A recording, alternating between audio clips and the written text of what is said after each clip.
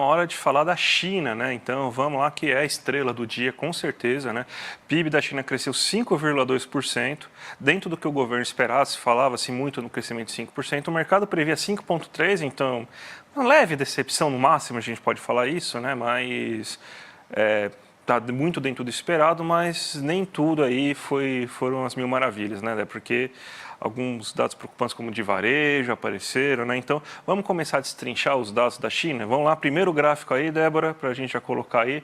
Vou começar pelo desemprego, porque o desemprego eu vou falar rapidinho, né? Porque ele saiu junto, então eu acho que a gente tem que falar. Né? Ele ficou um pouquinho acima da projeção e do mês anterior, cresceu para 5,1%. Isso pode trazer ali algum aprofundamento das preocupações em relação a ritmo de atividade, mas ainda ali muito também perto do esperado e não muito diferente dos outros meses, porque o desemprego da China está praticamente estável aí em 5% há algum tempo. Em seguida, a gente tem os dados aí que foram divulgados toda numa esteira aí de produção industrial, ativos fixos e também aí o varejo. Então, vamos colocar aí na tela para o pessoal de casa acompanhar com a gente, porque é bastante coisa. Então, investimentos em ativos fixos, a gente até falou disso no mês passado. Ele surpreendeu, então a China está ali tendo um investimento, ativos fixos, acaba trazendo um radar ali e um termômetro de investimentos mesmo em capacidade produtiva, investimento de fato, não aquele financeiro. Então, a gente teve não só uma surpresa, né, porque o mercado esperava 2,9, como também ficou melhor aí na variação anual em relação ao mês passado. Mês passado, novembro contra novembro, tinha ficado em 2,9 e agora, em dezembro contra dezembro de 22, a gente tem aí 3%. Então, sim, e ainda acima da projeção, os ativos fixos surpreenderam positivamente. A produção industrial também surpreendeu positivamente, então a gente teve aumento na produção industrial na base de comparação anual, 6,8% contra 6,6% de expectativa, que era justamente a mesma do ano passado, do mês passado, então se esperava que fosse ter a mesma variação anual do que a gente tinha tido no mês passado. Então a gente tem também essa produção industrial aí acelerando um pouco, e a gente vai ver um pouco melhor no próximo gráfico.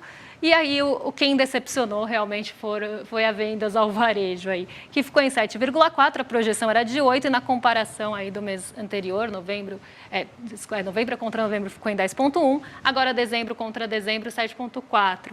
Então, aqui quase uma diminuição mesmo no mês de dezembro de vendas no varejo, isso trouxe aí um alerta para o mercado, e foi por isso, como eu falei, que o Hang Seng caiu bastante, ele já vinha bem fragilizado, então isso foi só mais um motivo para ele cair. Então, dados aí que foram mistos, né? Surpreenderam em certas partes, mas não surpreenderam de uma forma total. E a gente sabe o peso que a gente tem em relação à China. Às vezes a gente fala, mas é 0,1% ali de decepção. Mas num caso de China, isso acaba tomando uma grande proporção, justamente porque a gente tem um peso muito grande, principalmente crescimento, produção industrial chinesa, porque é um motor de todos os outros países. Então, sempre se espera bastante da China e qualquer decepção também toma uma proporção maior. No próximo gráfico, a gente tem ali o acumulado no ano até novembro. E esse dado é importante porque, apesar das vendas no varejo terem ali trazido uma certa decepção, no acumulado do ano, a gente teve uma alta, né? Então a gente sai de 7,20 para 7,22, o que mostra que dezembro acelerou um pouco mais do que o ano passado. Então a gente tem aí um acumulado maior nas vendas no varejo e na produção industrial a mesma coisa.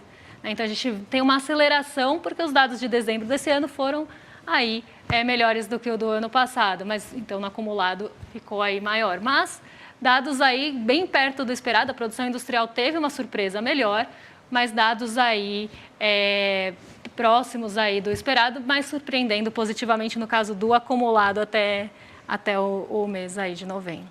Muita informação sobre a China mesmo, né? Então, mas assim, é que você falou, né, Débora, que a China dá uma leve decepcionada de 0,1%, os mercados parece que não aceitam de jeito nenhum, né? Funciona com a lógica contrária, né? Então, por isso que a gente está tendo tanto burburinho aí no dia de hoje. E para completar também o nosso bloco de mundo, né, que é o bloco que vai tomar a maior parte do nosso programa hoje, né, a gente tem os dados de inflação da zona do euro também, né? Então... Na verdade, a gente tem os dados do PIB da China. Então vamos mostrar os dados do PIB da China, então. Que ele também veio, né, bem dentro do esperado. Na verdade, depende do analista, tá? Porque teve casos de análise que esperavam 5,2 e outras esperavam 5,3. Então, por isso também que gerou uma certa esse certo ruído, porque alguns realmente esperavam que ia vir 5,2, inclusive um ministro chinês que falou no Fórum Econômico Mundial de Davos essa semana, falou que ia crescer 5,2. Então, assim, não é uma surpresa tão grande. Alguns analistas, inclusive, projetavam isso, mas muitas casas projetavam 5,3. E aí esse 0,1, como a gente falou, toma uma grande proporção, né? E a gente vê aí que em relação ao PIB, variação do PIB em relação ao trimestre anterior, cresceu 1%, e no acumulado do ano de 2023 a gente tem uma alta aí de 5,2%. Então aqui ficou, os dois dados até ficaram iguais, né? Mas a gente tem aí no trimestre passado uma surpresa positiva em relação ao PIB chinês, e nesse trimestre aí, em relação à comparação anual, tá? Então a gente está olhando trimestre contra trimestre, um crescimento, sim, mas um crescimento um pouquinho menor do que esperava, e é isso que também deve aí tomar realmente grandes proporções, ficar no centro do ritmo do mercado hoje, e deve trazer aí bastante movimentação ainda.